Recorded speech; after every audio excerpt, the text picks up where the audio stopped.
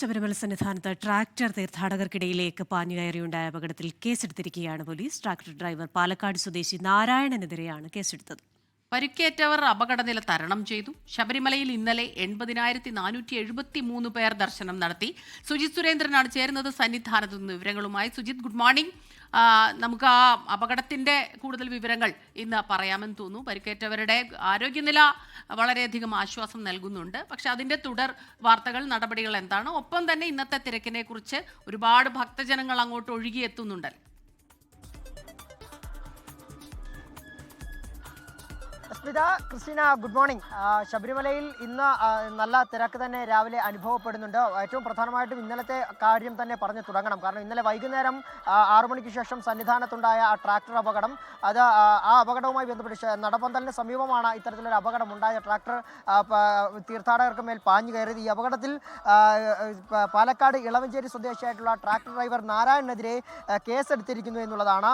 സന്നിധാനം പോലീസാണ് FIR register ചെയ്തിട്ടുള്ളത്. BNS-ലെ 281, 125A, B വകുപ്പുകളാണ് ചുമത്തിയിട്ടുള്ളത്. അതായത് പൊതുവഴികളിൽ മനുഷ്യജീവന് അപകടമുണ്ടാക്കുന്ന രീതിയിൽ അശ്രദ്ധമായി വാഹനം ഓടിക്കുന്നതിനെതിരെയുള്ള വകുപ്പാണ് 281. അതുകൂടാതെ ഇത്തരത്തിൽ വാഹനം ഓടിച്ച് മുറിവേൽപ്പിക്കുന്നതിലുള്ള 125A, B, ഈ വകുപ്പുകൾ ചുമത്തിയാണ് കേസെടുത്തിട്ടുള്ളത്.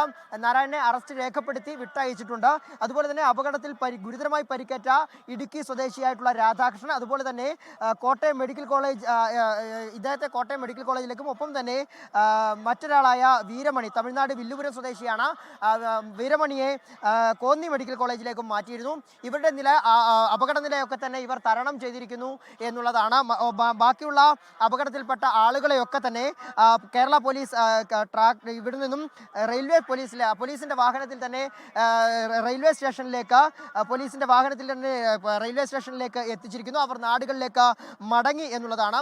മറ്റൊന്ന്, ഈ ട്രാക്ടറുകളുടെ ഈ സമയക്രമം പാലിക്കാതെയുള്ള ഈ ഒരു ഓട്ടം വലിയ രീതിയിൽ പ്രശ്നങ്ങൾ ഉണ്ടാക്കുന്നു എന്നുള്ളൊരു പരാതി പൊതുവെ ഉയരുന്നുണ്ട് എന്നുള്ളതാണ്. അതുകൊണ്ട് തന്നെ ട്രാക്ടറുകളുടെ സമയക്രമം കൃത്യമായി പാലിക്കണം എന്നുള്ളൊരു നിർദ്ദേശം പോലീസും ദേവസ്വം ബോർഡും നൽകിയിട്ടുണ്ട്. ഇന്നത്തെ തിരക്കിൽ 80,473 പേരാണ് ഇന്നലെ ദർശനം നടത്തിയെങ്കിൽ ഇന്ന് ഇതുവരെ 20,000-ഓളം പേർ ദർശനം നടത്തിയിട്ടുണ്ട്. ഇന്ന് അവധി ദിവസമാണ്. പക്ഷേ ഇന്ന് തിരക്കിനൊരല്പം കുറവുണ്ട്.